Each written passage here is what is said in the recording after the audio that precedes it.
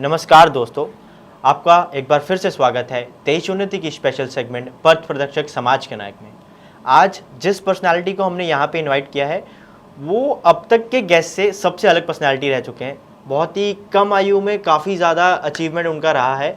अब तक जितने भी गेस्ट हमने यहाँ पे बुलाए हैं उन सबसे छोटी एज के ये गेस्ट हैं हमारे।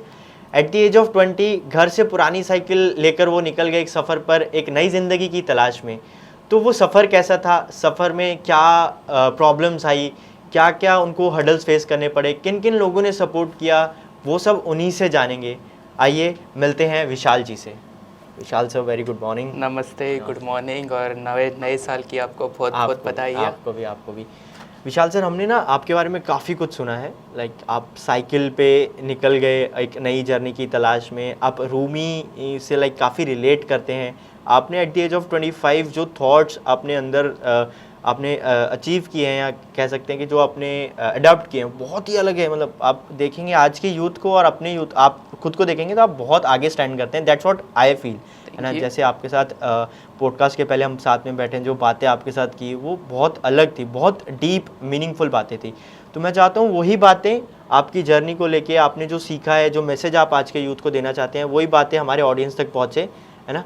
तो स्टार्ट करते हैं आपसे ही। आपकी जर्नी कैसे साइकिलिंग करने का थॉट आप में आया, कैसे आपने सोचा कि साइकिलिंग करूँगा, 18 सिटीज़ जाऊँगा, फिर इंटरनेशनल ट्रिप्स भी आपके हुए, 1-2 इंटरनेशनल कंट्रीज़ में गए आप, नेपाल वगैरह में गए, वो सारी स्टोरी आपसे जाननी है। ज़रूर।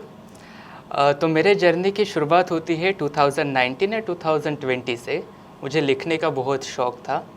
तो हमें याद है कि 2019 में हमने सोचा था कि हम एक खुद का किताब लिखेंगे। तो किताब वगैरह पूरा कमिटमेंट था कि नहीं, लिखना ही है। और जब हमने लिखना शुरू किया तो यूजुअली होता है कि यदि कुछ लिखना है आपको, तो आपको खुद के अंदर जाके तलाशना पड़ता है कि आपके अंदर है क्या कि जो आप लिखोगे। और जब मैं खुद के भीतर खुद को तलाशने के लिए गया तो पता चला मेरे अंदर हर चीज़ मौजूद है, बट मैं खुद ही मौजूद नहीं हूँ। फॉर एग्ज़ाम्पल, जो मेरे लिए सही है, जो मेरे लिए गलत है, वो मेरा खुद का सही और गलत नहीं है। वो तो यार किसी और ने मुझे बताया कि विशाल तू ऐसे जिएगा तो सही जी रहा है, वैसे जिएगा तो गलत जी रहा है। तो मैंने किसी और के अनुभव से या फिर किसी और के थेरम्स को अपना थेरम बना लिया और उसी हिसाब से मेरा जीवन में जीना शुरू कर दिया।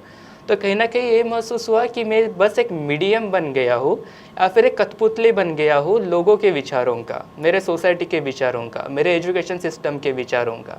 तो अगर मैं एक कठपुतली हूँ या फिर अभी तक जो भी मैं जी रहा हूँ वो तो फिर मैं किसी और का जीवन जी रहा हूँ, खुद का थोड़ी। तो उस वक्त मैं डिप्रेशन में चला गया था। लगभग 6 महीना में इंसोमिनिया का भी विक्टिम था। रात को नींद नहीं आ रही थी, अचानक से अब पैनिक अटैक्स वगैरह आ जाते थे। मैं जब मेरा डायरी लिखता था तो बहुत बार मैं पेन पकड़ के उस डायरी को काफ़ी ज़्यादा टॉर्चर करने लग जाता था, ये समझ के कि मैं खुद को ही टॉर्चर कर रहा हूँ। और दैट टाइम आई रियलाइज्ड कि नहीं विशाल, अब तक जो ज़िंदगी जी ना वो ज़िंदगी नहीं थी। सो अभी मेरे पास 2 ऑप्शन थे। एक तो अभी तक जैसे जीते आया हूँ कठपुतली की तरह वैसे ही आगे भी जीते रहूँ, या फिर खुद को एक नया जम दे दूँ and press the restart button of living life. और उसी वक्त हमने डिसाइड किया कि नहीं, अब हम कुछ सीखने के लिए आगे जर्नी नहीं करेंगे, अभी जो सीखा है उसे भुलाने के लिए आगे का जर्नी करेंगे। और वही सोच के हमने जर्नी स्टार्ट की। और जहाँ तक साइकिल का सवाल आता है, पहले दिमाग में मोटर बाइक आया था, बट मोटर बाइक लेने के लिए पैसे नहीं थे। बट हमारा एक दोस्त के जिनका नाम है अशोक मुन्ने, जो कि माउंटेनियर है, हमारे ही काटोल के पास एक विलेज है मूर्ति, वहाँ से है वो। तो जब मैं उनसे मिला तो उन्होंने कहा विशाल, मोटर बाइक नहीं तो क्या हुआ, साइकिल तो है ना, साइकिल से तुम करके देखो। तो पहले लगा यार साइकिल और कैसे है जर्नी जी। But I am thankful to my depression कि मेरे डिप्रेशन से ही वो इंस्पिरेशन निकला कि I will do my journey with my bicycle. और उस वक्त मेरे पास जो बचपन में चला था वो पुराना साइकिल था, उससे से ही पहले प्रैक्टिस करने लगा। पहले काटोल से नागपुर एक दिन आना, दूसरे दिन वापस जाना, फिर एक ही दिन में नागपुर आके वापस चले जाना। तो ये जब आपने एक ट्रिप प्लान की साइकिलिंग की, बहुत बड़ी, अगर आपकी जो पहली बड़ी ट्रिप होगी अराउंड 100 to 200 किलोमीटर्स, उसके पहले आपने खुद को फिजिकली प्रिपेयर किया या बस थॉट आया कि यार करते हैं और फिर निकल पड़े? नहीं, हमने फिज़िकली खुद को प्रिपेयर किया। बट मुझे लगता है कि इसमें फिज़िकल का अगर बात करो तो इट विल बी 1 or 2%। बाकी जो भी था इट्स ऑल अबाउट कि maybe my mental strength. क्योंकि I have met plenty of people in my journey who are very strong, who are very wealthy, they also say कि हम भी करना चाहते, हम भी करना चाहते। 4 साल पहले भी वही बोलते थे और आज भी वो वही बोल रहे। Why they didn't begin? Okay so I feel it's much about the mind set. Okay. And now I want you to tell us about your first journey, जो आपने पहली साइकिलिंग जर्नी कौन सी थी, कहाँ से कहाँ तक थी, what hurdles did you face वो जर्नी में, कैसे आपने वो हर्डल्स को पार किया, कंप्लीट किया, और कौन कौन से लोग, कैसे कैसे लोग आपको मिले, क्या स्टोरी है, वो मैं आपसे जानना चाहूँगा। ओके, सो आपने जो फर्स्ट कहा वो जर्नी आज भी मेरी चल ही रही है। ओके सो मैंने मेरा जर्नी स्टार्ट किया था 13 जून 2020, वो मेरा डेट ऑफ बर्थ है। ओके मैं उसी दिन मेरा बर्थडे था, that was my 21st birthday, and on the same day I give new birth to myself. Okay और आज उसी जर्नी को 1666 डेज कंप्लीट हो गई है, इट्स लाइक 4.5 ईयर। तो जब घर से निकला था तब मेरे पास 10,000 रुपये थे। तो और दिमाग में ये भी था कि मैं 1 महीने या 2 महीने बाद घर से 1-2 हज़ार ऐसा कुछ लेते जाऊंगा। तो जर्नी का 13वां दिन आया, 13th डे, और मैं एक ऑर्फनेज में रुका था जिसका नाम था सहारा अनाथालय, बीड डिस्ट्रिक्ट में। तब तक मैं बीड में पहुंच गया था। तो जिनका वो ऑर्फनेज है ना, संतोष गर्जे, उनके नाम के बिना मेरा कोई भी कहानी कंप्लीट नहीं हो सकता।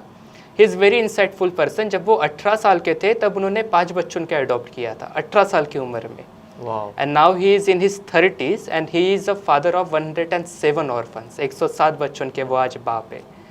तो जब मैं उनके साथ हमारे जर्नी के बारे में शेयर कर रहा था, बातचीत कर रहा था, उन्होंने मुझे एक शब्द कहा जो कि मेरे दिल के काफ़ी गहरे कोने पर जाके लग गया। उन्होंने कहा, विशाल तो ज़िंदगी ढूंढने निकला है ना, ये याद में रखना, जब तक तेरे कुत्ते जैसे हाल नहीं होते तब तक ज़िंदगी क्या तुझे समझेगा ही नहीं। और वो मुझे इतना चुभ गया कि दैट टाइम मैंने मेरे पास जो भी पैसा था सब डोनेट कर दिया उसी ऑर्फनेज को।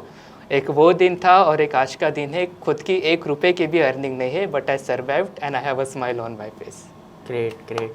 एज यू सेड कि आपने पूरा पैसा ऑर्फनेज में डोनेट कर दिया था, और आज भी आप जर्नी करते हैं, आपने बोला कि आप कोई भी पैसा नहीं रखते, आप डोनेट कर देते हैं। तो वो जर्नी में फाइनेंशियल हेल्प तो लगती है, आपका खाना पीना रहना, आपको फिज़िकली फिट रहना, वो मेडिकेशन, वो दवाइयाँ लगती हैं, वो सब आप कैसे मैनेज करते हैं? So for this I am really thankful to the universe. मुझे लगता है वो शाहरुख खान का एक डायलॉग है ना, अगर आप किसी चीज़ को पूरी शिद्दत से चाहो तो पूरी कायनात आपको उससे मिला देती है। पहले लगता था वो डायलॉग ही है, बट आज पता चला कि उसमें कितनी जान छुपी है उस डायलॉग में। तो जब मैंने मेरा पूरा पैसा डोनेट कर दिया था, मेरे पास पैसे नहीं थे और हमने डिसाइड किया था कि अभी जो भी होगा वो देखा जाएगा, लेट्स सी। तो मैं उस ऑर्फनेज से निकल गया, पहला दिन था। निकलने के बाद और मुझे भूख लगना शुरू हुआ। तो मेरे पास ऑप्शन क्या होगा अगर मुझे भूख लगती है? वही कि लोगों से जाना है और लोगों से खाना मांगना है। बट पहले लगा मैं कर लूँगा, बट जब वक्त आया ना तो नहीं हो रहा था। तो एक दिन मैंने कुछ खाया नहीं और साइकिल बस चला ही रहा था, कहीं पे सो गया था शायद किसी के पार्किंग में। अगले दिन फिर से साइकिल चला ही रहा हूँ और भूख लगी ही जा रही है। ठान लिया था कि अब लोगों से मांगूंगा, बट वो भी नहीं हुआ क्योंकि मन में विचार आ रहे थे ना, लोग क्या कहेंगे, मैं ये हूँ, मैं वो हूँ और मैं लोगों से खाना मांगूंगा, ऐसे दिन मुझ पे आ गए। तो मेरा अहंकार ही मुझे भूखा रख रहा था। फिर तीसरा दिन आ गया, अब आंखों में से पानी भी आने लगा और पेट की तड़प मुझे तड़पाने लग गई। और अभी एकदम कोर से वो निकल गया कि भाड़ में जाए, अब लोग क्या कहेंगे, मैं कौन हूँ, मैं क्या हूँ, अब जाना है और खाना मांगना है, नहीं तो I may have to loss my life. और उस वक्त मैंने खाना मांगा, और जब खाना मांग रहा था तो वो एक हर चीज़ हुई मेरे साथ कि किसी मंदिर में गया तो उस पुजारी ने मुझे भगा दिया। किसी इंसान से पूछा तो उसने मुझे होटल का रास्ता दिखा दिया। किसी ने मुझे जज किया, हर चीज़ तो तेरे पास सही है, फिर तू क्यों मांग रहा है, फिर ऐसा होता है क्या, वैसा होता है क्या।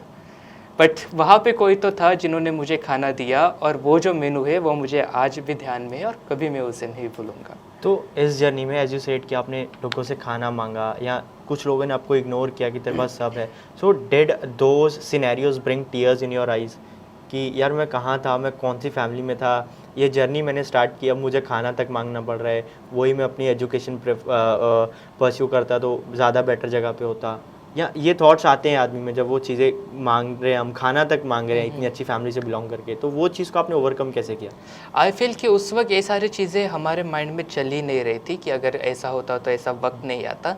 मैं ही ठान के गया था कि नहीं, अभी अगर एक बार बोल दिया ना कि नहीं करना है और बस ये रियलाइजेशन लाना है खुद में, तो बस करना ही है। अभी वापस आऊँगा तो कुछ अलग बन के ही, सेम इंसान वापस नहीं आएगा, आएगा तो हो सकता है उसकी बॉडी आएंगी, बट रियलाइजेशन होके ही वापस आऊँगा। तो वो दिल में पूरा ठान लिया था। और जब मैं मांग रहा था तो उस वक्त जो मुझे रियलाइज़ हुआ, that was very profound. Okay. उस वक्त ये पता चला कि यहाँ पे ना हर एक इंसान इस पूरे दुनिया में एक ही चीज़ के लिए प्यासा है, वो है प्रेम। हर इंसान को प्यार चाहिए। वो फिर उसकी अलग जर्नी है कि वो सोचता है कि मैं पैसा मिलाऊंगा तो मुझे मिल जाएगा, मैं ये अचीव करूंगा, वो करूंगा तो मिल जाएगा, पर नहीं, आखिर में उससे बस वही प्यास, किसी की शादी हुई हो या नहीं हो, बच्चे हो या ना हो, कैसा भी इंसान हो, बट उसे इसेंशियली प्रेम ही चाहिए। और अगर वो प्रेम कोई इंसान आप में देख ले तो वो खाना क्या, आपको दत्तक भी ले लेंगे, आपको एडॉप्ट भी कर लेंगे, जो मेरे साथ आगे चल के नेपाल में हो गया। या हम उसी बात पे आएंगे। जैसे कि आपने बोला कि आपके more than like 10 to 20 parents हो चुके हैं, like more than that, I didn't remember the numbers. तो वो स्टोरी मैं आपसे जानना चाहूँगा। नेपाल में आपको अडॉप्ट किया, किन्होंने किया, कैसा था वो आपका एक्सपीरियंस, क्या उन्होंने, कैसे, कहाँ पे आप उनको मिले, वो सब जानना चाहूँगा। सर्टनली वो एक्चुअली वो शेयर करना मेरे लिए काफ़ी बड़ी बात है, because I just feel my connection with my दोस्त पेरेंट्स। तो वो डेट भी मुझे याद है, वो भी 13 जून था 2022, जब मैं नेपाल पहुंच गया था। और नेपाल पहुंचने के बाद वहाँ पोखरा नाम का सिटी है, तो मैं एक तालाब के बाजू बैठकर मेरा डायरी लिख रहा था। तो डायरी लिखते वक्त मेरा साइकिल मेरे साथ ही था, साइकिल पे पूरा लगेज वगैरह था। तो एक अंकल ने मेरा वो साइकिल देखा और ऐसे ही बातचीत करना शुरू कर दिया। ज़्यादा नहीं, 10 से 15 मिनट के लिए उन्होंने हमारे साथ बात की और कहा कि विशाल, क्या आप हमारे घर आओगे, आज खाना हमारे फैमिली के साथ खाइए, और हम इंट्रोड्यूस करवाना चाहते हैं आपको हमारे बेटों के साथ और हमारे फैमिली मेम्बर्स के साथ। तो हमने होल हार्टेडली वो इनविटेशन एक्सेप्ट किया और उनके घर में गए। उन्होंने कहा एक रात हमारे घर में रुक जाना। तो I just had dinner with that family. और हमने खुद को एक चीज़ बोल के रखी है कि अगर मैं कहीं पे भी हूँ, किसी भी टेबल पे, किसी भी फैमिली के साथ, तो वहाँ रह के मैं ये ना सोचूं कि मेरी जो फैमिली है वो नागपुर में कहीं पे है, मैं ये सोचूं कि जिनके साथ बैठा हूँ वही मेरी फैमिली है, and I should be like that. और वही मुझे वहाँ पे फीलिंग थी। एंड आई डोंट नो, कुछ तो था कि जो काफ़ी इंटरनली हमारे साथ कनेक्ट हो गया। और हमारे नेपाली पापा ने कहा कि आप ऐसा सोचो कि हमने आपको एडॉप्ट कर लिया है, 1 साल के लिए आप हमारे घर में रह जाओ। ग्रेट। एंड ये भी बताना चाहूँगा कि वो जो दोनों थे, वो दोनों योगीज थे, हमारे जो नेपाल के पापा है, उन्होंने लगभग 6 से 7 साल तक भिक्षा मांगी, जो कभी काशी, कभी वृंदावन, कभी अयोध्या, ऐसे ही घूमते रहते थे। बाद में नेपाल में तो बाद में नेपाल में जाके ही ओपनड हिज ओन योगा आश्रम, और I can say yoga retreat. I have gone through your Instagram, तो मैंने देखा वहाँ पे आप योगा की ट्रेनिंग भी देते हैं। आपने शायद फॉरेनर्स को भी योगा का ट्रेनिंग दिया हुआ है। सो उसी पे आते हैं, लाइक कि कैसे आपकी योगा की जर्नी स्टार्ट हुई, and how long did it take कि आप योगा सीख गए, अभी आप ट्रेनिंग देते हैं। योगा क्यों एक, लाइक मैंने सुना कि स्ट्रेचिंग वगैरह से बहुत डिफरेंट है। लोग सोचते हैं स्ट्रेचिंग है, सिर्फ फिजिकल बॉडी को प्रिपेयर करता है, लेकिन yoga is more than that. तो वो मैं आपसे जानना चाहूँगा, क्या है योगा? ओके, सो ये जो आपने सवाल पूछा, that was a third turning point of my journey. पहला बता दिया कि after donating my money, that was first, and this is my third. Second वाला उसके बाद में आएंगे। तो जब मैं उनसे बातचीत कर रहा था और हर चीज़ बता रहा था कि कैसे हमने सर्वाइव किया और किस तरह से हमने स्टेट्स क्रॉस किए, क्या क्या बाधाएं आई और क्या क्या रियलाइजेशंस हुए, तो हमारे नेपाल के मम्मी पापा उन्होंने कहा कि विशाल, मैं भी आपको वो पता नहीं, बट आप ये जो 2 साल तक का जीवन जिए हो ना, वो एक योगी का जीवन आप जिए हो। मैं भी आपको नहीं पता, बट अगर मैं उसे शब्द दूँ तो दैट्स अ लाइफ ऑफ योगी। कि पहले जो हमारे ऋषिज होते थे, मुनिज होते थे, योगीज होते थे, वो भी यही करते थे, वो उनकी साधना होती थी। Can I call you modern Yogi? It's fine. बस आपका अटायर चेंज हुआ, बट आपकी मेंटालिटी और वो सब एक योगी की कह सकते हैं, कि घर से निकल गए बिना कुछ एक्सपेक्टेशंस के और देख रहे हैं दुनिया का बदलाव। Thank you. तो जब वो मुझे सारी चीज़ें बता रहे थे, पहले मुझे शौक लगा कि यार है क्या, पहला योगी मतलब कुछ अलग ही दिमाग में चलता था, जी। बट मैं ना ही योगा करता हूँ ना ही कुछ, तो व्हाट डू यू मीन कि योगी। तब उन्होंने मुझे बताना शुरू किया कि योगा इज़ नॉट ओनली कि आप शरीर के साथ कुछ कर रहे हो, योगा इज़ समथिंग कि जो आप आपके माइंड के साथ, आपके इमोशंस के साथ और आपके सोल के साथ कुछ कर रहे हो। सो मुझे वो काफ़ी टचिंग लगा, so I wanted to know it more. तो उन्होंने कहा कि तुम ऐसा करो, अभी 1 साल के लिए तुम हमारे ही पास रहो, वी आर योर पेरेंट्स, और ये जो वक्त थे उसमें you can just join our classes sessions. तो मैं बस उस सेशन ज्वाइन करता था, उनसे सीखता था। तो लगभग 6 महीना हो गया and I was very dedicated. मैं किताबें भी पढ़ता था एनर्जीज के बारे में, ओरा के बारे में, चक्रास के बारे में। तो फिर वो रियलाइज़ होने लगा, नहीं यार, it's not actually about the body. Even Patanjali ji का जो योग सूत्र है जी। उसमें 2 या 3 ही सूत्र है जो उन्होंने पोस्चर्स के बारे में, आसना के बारे में लिखे, पर बाकी जो भी है वो पूरा साक्षी भाव से जीने में और खुद के मुक्ति के लिए लिखा हुआ है कि आपने कैसा माइंडसेट रखना चाहिए।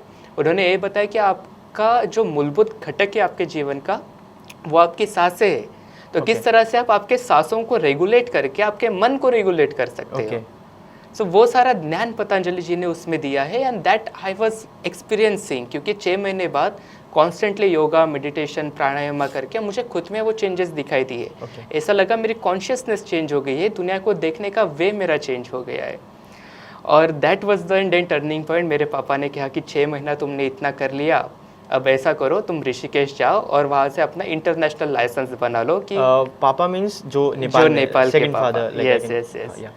तो he sponsored my all the things कि आप नेपाल ऋषिकेश जाओ, वापस आओ। और इवन जो भी मेरा उस योगा स्कूल का, ऋषिकेश के योगा स्कूल का पेमेंट था वो उन्होंने किया था, और उसमें भी कोऑर्डिनेट मेरे चेन्नई की मम्मी ने किया था। सो आई कैन से चेन्नई के मम्मा का स्टोरी भी थोड़ा अगर आप बताएं।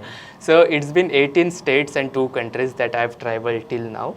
और एक हर स्टेट में और हर उस कंट्री में मुझे कम से कम एक तो ऐसी फैमिली मिल गई कि जो मेरी खुद की फैमिली है। मुझे एक नए mummy papa. Still in contact with you right now, like अभी भी आपके कांटेक्ट? या ऑल ऑफ देम। आज न्यू ईयर है, मोबाइल खोला तो सब उनके मैसेजेस वगैरह थे, सुबह से उनके साथ बातें वगैरह भी चल रही थी। तो वापस आते हैं उस योगा के स्टोरी पे। तो जब मैं वापस आया ऋषिकेश से, तो मेरे पापा ने कहा कि दिस टाइम टू डू अपरिग्रह। अपरिग्रह ये क्या होता है? तो उन्होंने कहा अपरिग्रह मतलब जो भी चीज़ आप सीखे हो अब तक, जो आपको रियलाइज़ हुआ है, वो आप दूसरों से बांटो, तभी जाके सर्कल कंप्लीट होगा। So then he started giving me the sessions कि विशाल मेडिटेशन सिखा दो, विशाल ये क्लास तुम ले लो, वो सेशन फिलोसॉफी सिखा दो वगैरह वगैरह। And then I used to do those all things with people. और हमारे जो स्टूडेंट थे वो सारे वेस्टर्नर्स ही होते थे। और उस तरह से वो सिखाते सिखाते और रियलाइजेशन आने लगा, और ये पता चला कि I found the motive of my life. जब घर छोड़ा था I was into the depression, I wanted to search for the life. और वहाँ जाके पहुँचा कि हमने बहुत कुछ हमारे अंदर बदलाव आ गए हैं, बट अभी यहाँ पे नहीं रुकना है। अभी तक का जर्नी सीखने के लिए किया, अब आगे का जर्नी देने के लिए करना है। सीखते तो जाऊँगा ही, but now I have got that motive. तो फिर नॉर्थ ईस्ट में गया, तो मेघालय में काफ़ी स्कूल्स, कॉलेजेस में, यूनिवर्सिटीज़ में, इवन आसाम में अलग अलग जेल्स में जाके हम लोगों से इंटरेक्शन करते थे। जेल्स में भी गए हो आप? जेल्स में भी। Okay, so how was that experience? That was really 24 आप जा रहे हैं जेल में और आप वहाँ पे ट्रेनिंग्स दे रहे हैं। That was really, I was very grateful for that experience कि जब मैं गया हमने देखा सबके चेहरे मुरझाए हुए हैं कि कौन आ गया, क्या सिखाएंगा। मे बी उनको करना भी नहीं था, किसी ने पकड़ के लेके आया था कि नहीं जाएंगे तो पुलिस वाले मारेंगे, वैसा कुछ। पर जब वो करने लगे, हमने देखा उनकी मुस्कान आ रही है। और आखिर में जैसे हमारा पहला सेशन ख़त्म हो गया, जो जिनके चेहरे पे एक भार दिख रहा था ना, अभी उनके ही चेहरे पे एक हंसी दिख रही थी। और वो बोल रहे थे कि सर हमें फ्रेश लग रहा है, फ्रेश लग रहा है, और दिल से वो कुछ आ रहा था। सो इट वॉज़ वेरी, ऐसा नहीं कहूँगा कि मैंने उनको कुछ सिखाया, मैं कहूँगा कि मैंने जितना नहीं सिखाया ना, उतना मैं वहाँ से लेके आ गया। जैसे कि आपने बताया कि आपका फर्स्ट टर्निंग पॉइंट, आपका थर्ड टर्निंग पॉइंट, सेकंड पे अब मैं आना चाहूँगा। यस, सो ये स्टोरी थी कि मैं कोंकण पहुँच गया था। कोंकण? हाँ, तो कोंकण में जब मैं पहुँचा तो कोल्हापुर से निकला था। और पूरा जो वे है वो डाउन है, डाउनवर्ड, जिसे घाट कहते हैं ना, घाट सेक्शन। हाँ, स्लोप। तो मैं नीचे नीचे आ गया था। तो तो पुलिस वालों ने मुझे रोक लिया due to the COVID thing okay और पूछा कि तुम्हारे डॉक्यूमेंट्स वगैरह दिखाओ ना। They don't want to give me the entry, वो नहीं चाहते कि मैं कोंकण में आऊँ। बट वो अभी यही भी नहीं कर सकते कि मुझे वापस भेजे, क्योंकि जंगल है और ऊपर रोड है और ऊपर से साइकिल है, तो इससे कुछ हो गया तो क्या। तो फिर उन्होंने कैसे परमिशन निकाली और उन्होंने कहा कि जितना जल्दी हो तुम छोड़ दो कोंकण। बोला ठीक है, तो मैं एंट्री कर लिया और that was the July month. Okay, क्या होता है कोंकण में जुलाई में? जोरदार बारिश। तो जैसे मैं एंटर हुआ बारिश शुरू ही हो रही थी और आई रिमेम्बर कि मेरे पास सिर्फ अपर ही था रेनकोट का, लोअर नहीं था। और वो अपर भी कोल्हापुर के किसी काका ने मुझे दिया था, विजय वेजापुरकर जी। तो अभी आ तो गया हूँ, सिटी भी लग गई है और अभी इवनिंग भी हो गई है और सबसे ज़्यादा भूख लग गई है, बट जेब में कुछ था नहीं लेने के लिए। लोगों से भी मांगा खाना वगैरह, बट लोग मुझे आने ही नहीं दे रहे थे पास में। किसी विलेज में गया, उनको कहा कि क्या मैं यहाँ पे रह सकता हूँ? कहाँ से आया तू? मैं नागपुर से। भाग यहाँ से, यहाँ पे क्यों आया? अगर तू यहाँ से नहीं भागा तो we may have to beat you, हम तुझे मारेंगे, भाग यहाँ से। तो ऐसा बोल के वो भगा देते थे। आगे के विलेज में गया, वो भी लोग मुझे भगा देते थे। कुछ मंदिर मिले, कुछ मठ मिले, तो वहाँ भी पुजारी ने भगा दिया। कुछ मॉस्क मिले, वहाँ से भी लोगों ने भगा दिया। मठ में जाने के बाद बोले कि सर हमारे पास परमिशन नहीं, आगे निकलो। कुछ मंदिर पे बोर्ड लगाया था ऑलरेडी कि यहाँ पे सोना मना है, जगह ही नहीं मिल रही थी। और ऊपर से बारिश आ रही थी, कुछ खाया नहीं था, पेट में कुछ भी नहीं था, शायद 1-2 दिन हो गया था। ओके। और वो भूख की एक अलग ही तड़प थी और ऊपर से जगह नहीं मिल रही है और अभी रात भी हो गई है। मैं बस यहाँ से वहाँ भटकते जा रहा हूँ। बस यही था कि कुछ मिल जाए जहाँ पे मैं आज रात सो पाऊँ। तो आगे से आई रिमेम्बर 8-9 कुछ बज गए होंगे, आगे से एक ट्रक आ रहा था और ट्रक का जो हेडलाइट्स है ना वो ज़ोरदार होता है और बाकी तो पूरा अंधेरा ही था, ऊपर से बारिश और मेरे साइकिल पे छोटा सा लाइट, उसमें से बस आगे का कुछ मैं 1 मीटर तक का ही डिस्टेंस देख सकता हूँ। तो उस लाइट से मुझे दिखा कि कुछ चमक रहा है रोड के बाजू में। It was like something was reflecting. सोचा कि क्या है, चलो जाके देखते। तो मैंने साइकिल बाजू में पार्क की और अंदर गया। तो अंदर जाने के बाद पता चला कि वो स्मशान है जहाँ पे कुछ हो गया है। ओके। सो आई डिसाइडेड कि ठीक है, अभी जगह नहीं है ना, कोई बात नहीं, आज रात में स्मशान में ही निकालूंगा। ओके। तो मैं उस स्मशान पे गया। जाने के बाद देखा कि जो सरफेस है स्मशान का वो पूरा वेट हो गया है। ओके। तो अभी क्या किया जाए? तो मैंने मेरे बैग में से अलग अलग प्लास्टिक्स निकाले और वो प्लास्टिक से पहले उस फ्लोर पे बिछाए ताकि उसके ऊपर मैं सो पाऊँ। हमारे पास स्लीपिंग बैग थी, वो स्लीपिंग बैग उसके ऊपर रखी, स्लीपिंग बैग के ऊपर मैं सोया और मेरे पास 3 बेडशीट रास्ते में किसी ने दी होगी, उससे खुद को कवर किया और सोने का प्रयास किया। 2 बजे तक हर चीज़ ठीक चल रही थी, पर 2 बजे मूसलाधार बारिश शुरू हो गई जो चारों साइड से आती है। और अगर हम स्मशान को देखें तो ऊपर का जो उसका स्पेस है ना वो खुला रहता है एयर पास होने के लिए। तो ऊपर से भी पानी पूरा नीचे आ रहा था और मुझे वो बूंदे फील होने लग गई और उन बारिश ने मुझे उठा दिया नींद से। और अभी क्या करें? तो हमने सोचा ठीक है, अभी स्लीपिंग बैग के अंदर जाके सोएंगे। तो स्लीपिंग बैग के अंदर में चला गया, ऊपर से वो कवर कर लिया जो बेडशीट थी। शायद 15-20 मिनट कुछ हुआ होगा, मुझे अंदर फील होने लग गया कि शायद मेरा स्लीपिंग बैग भी पूरा वेट हो गया है और मेरे पूरे कपड़े भी वेट हो गए हैं। एंड जब मैंने स्लीपिंग बैग वगैरह खोली तो पूरा वो पसीना पसीना और अलग सा वो गीला गीलापन मेरे शरीर को लग रहा था और ऊपर से जो बारिश मेरे ऊपर आ रही है वो अलग ही बात। तो वो मेरे लिए काफ़ी ब्रेकिंग और काफ़ी प्रोफाउंड एक्सपीरियंस था कि मुझे याद है कि उस दिन मैंने जो रेनकोट मुझे दिया था विजय सर ने, वो रेनकोट पहना, एक प्लास्टिक से मेरा चेहरा कवर किया और वो रेनकोट और प्लास्टिक पहन के मैं उस स्लीपिंग जो ऑलरेडी वेट स्लीपिंग बैग थे उसके अंदर गया, उसे बंद किया और whole night I spent in that heavy rain. जो बारिश आ रही है और बारिश में मैं सो पाए थे या आप जाग रहे, सो पाए थे? शायद पता नहीं मैं सोया था कि नहीं, बट कुछ अलग सा ही फील हो रहा था। वो एक ऐसी फीलिंग थी कि यार विशाल, तू अपने घर से 1500 किलोमीटर दूर है, तेरे पेट में भी अभी कुछ नहीं है, तो यहाँ किसी से मदद भी नहीं मांग सकता क्योंकि तुझे पुलिस ने वार्निंग दी है कि जल्दी से जल्दी निकल, और ऊपर से तो स्मशान में है। तो इस वक्त जो फील हो रहा था वो कुछ और था। उस वक्त भी मेरे आँख में पानी आ रहा था, बट वो पानी शायद कहीं ना कहीं मुझे खुद के भीतर लेके जा रहा था। और वो भीतर से ही फिर कुछ निकल गया कि being nothing is everything in the world. Being nothing is everything in the world. Exactly. जो मैं खुद को सोच रहा था ना, मैं ये हूँ, मैं वो हूँ, मैंने ये किया है जीवन में, मैंने ये अचीव किया है वगैरह वगैरह, उस वक्त पता चला नहीं, सोसाइटी है इसलिए मैं ये सारी चीज़ें बोल रहा हूँ। अगर मैं दुनिया में एक अकेला ही इंसान होता ना, ये सारे बातें मैं करता ही नहीं, मेरी कोई आइडेंटिटी नहीं होती। और वही आइडेंटिटी मुझे वहाँ दिख रही थी। और शायद वहाँ जो रियलाइज़ हुआ, वहाँ जो एक हल्कापन खुद के अंदर आ गया ना, खुद के अहम को छोड़ के या फिर अहम से परे जो एक हल्कापन खुद के अंदर महसूस होने लगा, I feel that is a remedy कि हमने 4.5 साल विदाउट मनी मेरा जर्नी किया। और इतना प्यार मिला जर्नी में, क्या बताऊँ आपको, मुझे लगता है मैं खुद कम पड़ गया प्यार लेने के लिए। ओके, तो बहुत ही सोलफुल आप, मतलब एक आपके अंदर सोल है ना, आपकी जर्नी बहुत सोलफुल रही है। अब मैं जानना चाहूँगा, जैसे आपने अपनी डायरी को बहुत मेंशन किया आपकी स्टोरी में, वो डायरी में आप ऐसा क्या मेंशन करते हैं, क्या लिखते हैं, थोड़ा सा छोटा सा आप वो अगर बता पाएँ।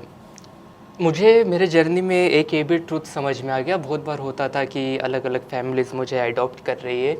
मैं काफ़ी सेंसिटिव स्वभाव का व्यक्ति हूँ, तो मैं उनसे काफ़ी ज़्यादा कनेक्टेड हो जाता था। मैं 2 दिन भी किसी ने होस्ट कर लिया ना, तीसरे दिन जब मैं उनका घर छोड़ता था, मेरे आँख में पानी आ जाता था कि यार मैं किसे छोड़ के जा रहा हूँ। क्योंकि उन्होंने मुझे एक टाइम का भी वो खाना दिया ना, अगर वो मेरे जीवन का आखिरी खाना हो तो वो मुझे 7 दिन की ज़िंदगी दे रहा है। तो 7 दिन की ज़िंदगी उस कनेक्शन में थी। तो वो ग्रैटिट्यूड भी कैसे मैं एक्सप्रेस करूँ यार, शब्द कम पड़ते थे, और क्या था कि मैं उनको दे पाऊँ। तो यही जो अनुभव मुझे आ रहे थे, वही मैं मेरे डायरी में लिखने की कोशिश करता हूँ। और इसेंशियली ये भी समझ में गया कि हाँ, लोग आएंगे जीवन में, आप मिलोगे, कोई आपको अच्छे अनुभव देंगे, कुछ नहीं देंगे। कुछ आपको ये बताएंगा कैसे जीना है, कोई आपको ये बताएंगा कैसे नहीं जीना है, उसके परे तो कोई कुछ नहीं सिखाएगा, और ये चलते ही रहेगा। पर इसेंशियली ट्रूथ यही है कि आप अकेले हो इस जीवन में, मैं अकेला ही हूँ जीवन में। अभी मैं पूरा जर्नी कर रहा हूँ, मैं पूरा वर्ल्ड पे ट्रैवल कर लूँ ना, आखिरी जर्नी मेरी मेरे घर से तो स्मशान तक ही होंगी। और ज़्यादा ये जर्नी में डिड यू फाइंड कि ये लाइफ का मीनिंग क्या है? आपने इतनी सारी चीज़ें देखी, सिनेरियोज थे, आप मशान में सोए, आप निकल गए हो अकेले, बहुत सारे पेरेंट्स आपको अडॉप्ट किया लोगों ने। वो कोई एक संत जो बोलते हैं वो ही सोल कर सकती है लोगों को साथ में ले रहा, उनका बेटा बन जाना। तो क्या आपने ज़िंदगी का क्या मकसद है, क्या हमारा मोटिव क्या है लाइफ का, वो आपने अभी तक फाइंड किया है? मैं उसके बारे में कुछ आपको बताना चाहूँगा। इसका जवाब हाँ है और ना है, दोनों भी। ओके। हाँ इसलिए है क्योंकि आज से 4.5 साल पहले का विशाल कुछ अलग था, और आज 4.5 साल बाद का विशाल काफ़ी अलग है। तो जो मुझे खुद के अंदर एहसास होता है, वही मेरे लिए अभी ज़िंदगी है, वही है कि जो ज़िंदगी मैंने खुद के अंदर ढूंढी। और ना इसलिए है क्योंकि अभी भी काफ़ी लंबी जर्नी बाकी है, आखिरी सांस तक ये जर्नी चलती रहेंगी। और इसमें मैं ये बताना चाहूँगा कि ये जो लाइफ, ये जो शब्द है, लाइफ है, प्रेम है और एजुकेशन है, इस तरह के जो शब्द हैं, इनके बारे में हम जितना ज़्यादा इलाबोरेट करेंगे ना, उतना ही दूर इससे हम भागते जाएंगे, क्योंकि it is something to be experienced. ऐसा ही है कि जैसे नमक का क्या टेस्ट है, वो मैं शब्द में बताने की कोशिश कर रहा हूँ, और जितना मैं बताते जाऊँगा उतना ही उसका टेस्ट से इंसान दूर जाते जाएगा। सो मैं इसको अगर आखिर में बोलूँ तो I will say your own experiences is your life. और जो आपने अचीवमेंट हमारे कहा, तो मेरा अचीवमेंट ये नहीं है कि जो स्टार्टिंग का विशाल था वो खाना मांगता था, बट अभी जब विशाल बाहर निकलता है तो लोग होटल्स में इनवाइट करते कि आप हमारे होटल में आके खाना खा के जाइए। आज का मेरा अचीवमेंट ये भी नहीं है कि आज मैं यहाँ पर हूँ, पर कनेक्शन इतना बढ़ गया कि जब मेरा दोस्त रशिया में था, तो मॉस्को में जो एक इंसान मुझे नेपाल में मिला, एक दिन मेरे साथ था, तो मेरे एक कॉल पे उसने खुद के घर की चाबी मेरे दोस्त को दे दी और उसको रहने के लिए जगह दे दी। वो भी मेरे अचीवमेंट नहीं है। मेरे अचीवमेंट ये भी नहीं है कि पहला एक वक्त था कि एक न्यूज़पेपर में इंग्लिश पढ़ने के लिए, इंग्लिश सीखने के लिए पढ़ता था, हितवादा नाम का, और आपके आर्टिकल्स आए हैं 1000 दिन जब कंप्लीट हुए जी। तो उसी न्यूज़पेपर के फर्स्ट पेज पर हमारा आर्टिकल छपा हुआ था जी। और मेरी अचीवमेंट अभी बताऊंगा कि ये है कि जो अभी तक अचीव मैंने किया, कल मैं सो के उठूँ और पता चले कि एक भी अचीवमेंट मेरे साथ में नहीं है जो मैंने अचीव किया था, तो भी मेरे चेहरे पे एक मुस्कान होगी, तो भी दिल में एक सेटिस्फैक्शन होगी।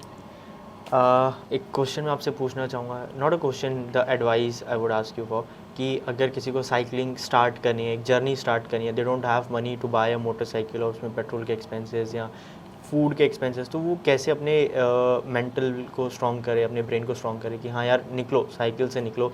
कोई भी चीज़ को करने के लिए आपको फाइनेंशियल चीज सपोर्ट नहीं लगता है, you just have to build that thought so strong in your mind कि हाँ चलो यार निकलते हैं, करते हैं।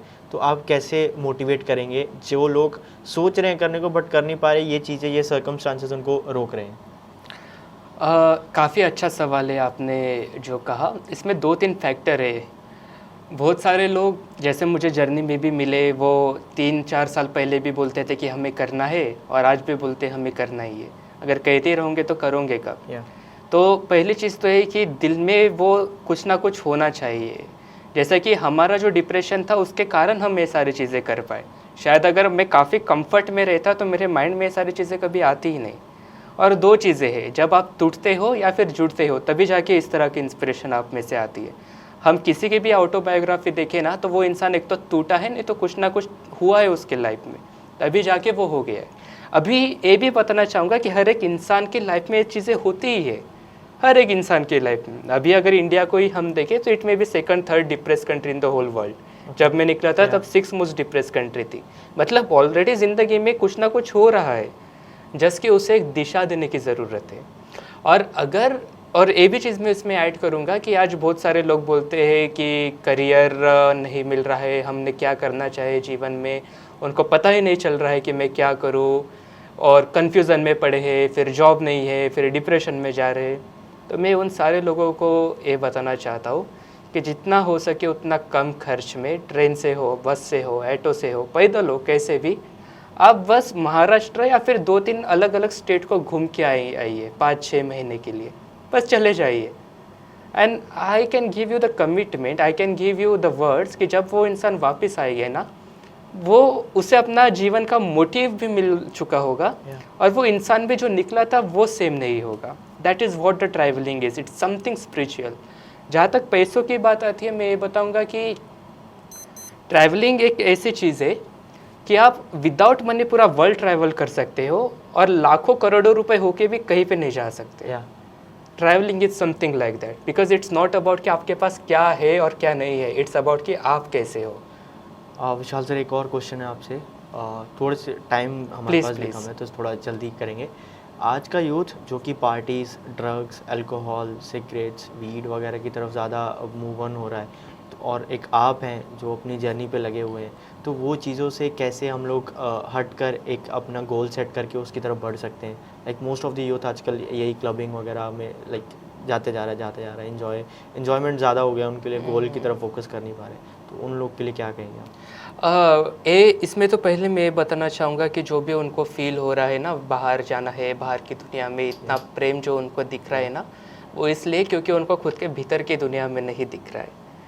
और हुआ ये है कि इट इज़ ट्रूथ, पर इसमें आपकी सोसाइटी, आपका एजुकेशन सिस्टम और आपके पेरेंट्स से भी काफ़ी बड़ा रोल प्ले कर रहे हैं। होता है ना, जब भी इंसान पैदा हो जाता है ना, तब से हम उसे दौड़ना सिखाते हैं कि दौड़ो, ये अचीव करो, वो अचीव करो, ये मिलाओ, वो मिलाओ, बस भगाओ, भागो भागो भागो। पर किसी ने आपको संयम और ठहरना नहीं सिखाया।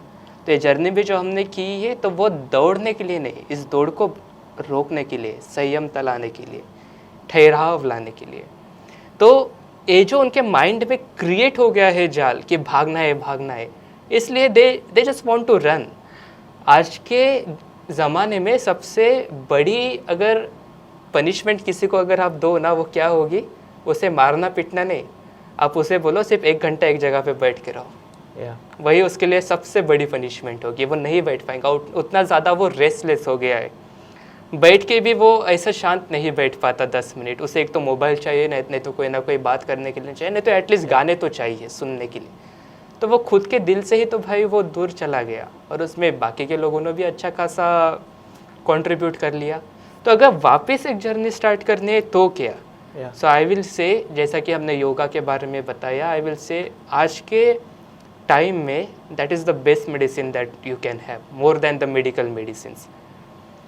अगर आपने कुछ समय पहले मुझे पूछा था जो 3 जॉब कर रहा है, 4 जॉब कर रहा है, तो वो इंसान किस तरह से योगा मेडिटेशन के लिए टाइम वगैरह निकाले।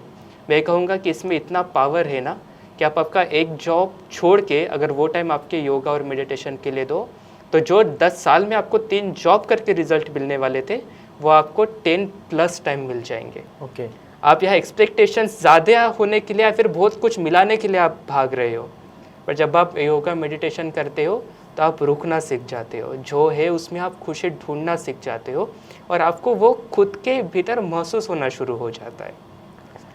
सो साइकिल से स्टार्ट हुआ ये पॉडकास्ट, साइकिल के क्वेश्चन पे ख़त्म करेंगे। एज यू टोल्ड मी कि साइकिल ही आपकी गर्लफ्रेंड है, you don't have any person to called a girlfriend, है ना, तो आपकी साइकिल ही गर्लफ्रेंड है।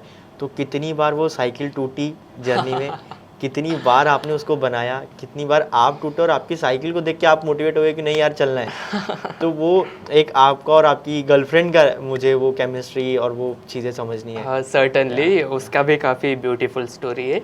तो मेरी जो पहली साइकिल है वो भी अशोक ने ही दी थी हमें। ओके। जिनको तो पहली मतलब अब तक चेंज कर चुके हो? हाँ अब तक काफ़ी साइकिल्स चेंज। हाँ अभी जो है वो थर्ड है। So can I call them your ex? या you can call, feel free. Okay. तो उस साइकिल से जर्नी तो शुरू कर दी थी और जब मैं पुणे में पहुंचा तो किसी ने हमें एक नई साइकिल गिफ्ट की। तो फिर हमारे पास जो पहली साइकिल थी वो हमने वापस कर दी। तो जो नई साइकिल मुझे पुणे में मिली थी तो उसी से हमने जर्नी कंटिन्यू रखी। हुआ ये कि जब मैं कोयम्बतूर पहुंच गया था तो वो साइकिल मुझे कुछ प्रॉब्लम्स के थ्रू बोलो या फिर एनीथिंग कि मुझे वो वापस करनी पड़ी। जिन्होंने दिया था उनको ही, उन्होंने कहा आप वापस करो, मैं नई साइकिल आपको बेचता हूँ। बट मेरे साइकिल वापस गए पर नई साइकिल आई ही नहीं। तो अभी मेरे पास साइकिल ही नहीं थी और मैं कोयम्बतूर में था, वापस तो जाना नहीं था, जर्नी भी कंटिन्यू करनी थी। बट अभी करे तो करे क्या यार, साइकिल ही नहीं है। तो दैट्स द टाइम कि आई टूक डिसीजन, ये साइकिल नहीं तो क्या हुआ, पैर तो है ना। तो मैं कोयम्बतूर से चेन्नई तक हिचाइकिंग करते चला गया। तो कभी पैदल चलता था, कभी साइकिल वाले कहीं छोड़ देते थे, कभी 2 व्हीलर वाले अपने विलेजेस में लेके चले जाते थे। वहाँ पे शिवाजी महाराज के वंशज भी हमें मिले थे तंजावुर में, जिन्होंने हमें बस करके दी आगे की सिटी तक। तो इस तरह से मैं चेन्नई पहुँच गया। बट अब जब मैं चल रहा था इस 700-800 किलोमीटर का जो जर्नी था, तो मैं जब भी सोशल मीडिया पे पोस्ट करता था, लोग पूछते थे विशाल साइकिल कहाँ है तेरा, साइकिल कहाँ है। मैं बताता था कि ऐसी ऐसी प्रॉब्लम या फिर ऐसा ऐसा हो गया है हमारे साथ, आई कैन नॉट से प्रॉब्लम। तो उन्होंने कहा कि ठीक है, जो लोग हमें जर्नी में मिले ना, they themselves started doing a fundraising for me, ताकि मेरा एक नया साइकिल मेरे पास आ जाए। ओके। सो जर्नी मतलब जो सोशल मीडिया में आपके साथ कनेक्ट हुए, हाँ, सोशल मीडिया वाले भी थे। काफ़ी बार ऐसा होता था कि कोई लोग हमें रास्ते पे देख के होटल में खाना खाने के लिए लेके जाते थे, तो होटल वाले हमारे दोस्त बन जाते थे। और जर्नी में हमने ये शेयर नहीं किया कि बस एक लोकेशन से दूसरे लोकेशन तक जाने की जर्नी नहीं थी। यहाँ पे मुझे डाइवर्स लोगों के साथ रहना था, maybe orphans, HIV AIDS victims, even transgenders, कोई बिजनेसमैन कहो, कोई लेबर कहो, और बस रहना नहीं है उनके साथ बन के, वैसा बन के। मतलब I did like grinding, cutting the metal, वो सारी चीज़ें, खेती भी की, जो मिलता था वो मैं कर लेता था उन फैमिली के साथ। तो हुआ ये कि वो जाते वक्त जब लोगों को पता चला, they were very connected to me, क्योंकि मैं उनके फैमिली के साथ उनका मेंबर ही बन गया था। तो वो कुछ ना कुछ कंट्रीब्यूट करने लग गए। और उसमें से सबसे बड़ा जो कंट्रीब्यूशन आया वो उनसे कि जब कोविड का सेकंड वेव आया था, मैं तिरुवनंतपुरम में फंस गया था। तो हमने एक रिजॉर्ट में, जो कि क्वारंटाइन सेंटर बन गया था, एज अ वेटर 2 महीने काम किया। ओके। और जब मैं उस एज अ वेटर वहाँ पे 2 महीने काम कर रहा था, तो वो उन्होंने कहा कि हम आपको कुछ पेमेंट वगैरह देंगे वगैरह। मैंने कहा कि हमें बस आपसे 2 चीज़ें चाहिए, रहने के लिए जगह और खाने के लिए खाना, और बाकी फिर आप देखिए आपकी जो इच्छा हो, I am not interested in much. तो जब हमें हमारे अकाउंट में अचानक से कुछ पैसे आ गए, सो दोज मनी, वो पैसे हमें किसने दिए थे? उन गेस्ट ने जिनको मैं एज अ वेटर खाना सर्व करता था। ओके। तो कभी स्टोरीज भी शेयर हुई आपकी गेस्ट के साथ? हाँ, उनके साथ एक्चुअली जब मैं बात करता था तो वो बोलते थे कि यार आपकी इंग्लिश अच्छी है, या फिर आप कहाँ से हो, फिर आप महाराष्ट्र से हो, यहाँ पे क्या कर रहे हो। तो बातचीत वगैरह करते थे और उनको काफ़ी अच्छा लगता था। बहुत सारे, एक गेस्ट जो कि काफ़ी टचिंग इंसिडेंट था, उनको पता चला कि विशाल ना सबको खाना दे देता है और इसका जो स्टाफ है वो भी सब खाना खा लेता है, फिर आखिर में विशाल खाना खाता है। ओके। तो जब एक गेस्ट को वो पता चला, उसने बहुत कुछ ऑर्डर किया उसके रूम में और मुझे बोला कि विशाल जब सबका सर्व करके हो जाए ना तो मेरे रूम में आना, मुझे तेरे साथ बैठ के खाना खाना है। अरे वाह। So like how many times you have change your cycle in this journey? हाँ, this is a third one. Third. हाँ, उसका नाम है मीरा। ओके, मीरा। Yes. और फर्स्ट वाली का? फर्स्ट वाली का बसंती था। अच्छा, बसंती। और फिर सेकंड? उसको भी मैं मीरा ही कहता था। ओके। सो ये तो हो गया आपकी जर्नी की बात। आपके घर से आपके जो पेरेंट्स हैं वो आपसे क्या एक्सपेक्ट करते हैं? बीइंग रियली होनेस्ट कि जब भी आप कोई रिबिलियस काम करना चाहते हो जो कि सोसाइटी के थ्योरम में सूटेबल नहीं हो रहा है, तो उस वक्त आपको कोई ना कोई रेस्ट्रिक्शन ही आता है, कोई ना कोई अपोजिट फोर्स ही आता है, जो कि काफ़ी नेचुरल है, स्वभाव है। अगर मैं उनके जैसा होता या फिर उनके जैसे एनवायरनमेंट में बढ़ता, वही अनुभव मैं लेता, तो शायद मैं भी वही करता। Because it did they expect any kind of financial help from your side? Presently they don't. Okay. और जब मैं निकल रहा था घर से, जैसे कि कल मैं निकलूंगा, तो आज जब मैं हर चीज़ पैक कर रहा था, that time also my grandfather was saying कि तुम मत जा। ओके। तो कल कौन सी जर्नी के लिए आप निकल रहे हैं? कहाँ से कहाँ तक का आपका ट्रिप?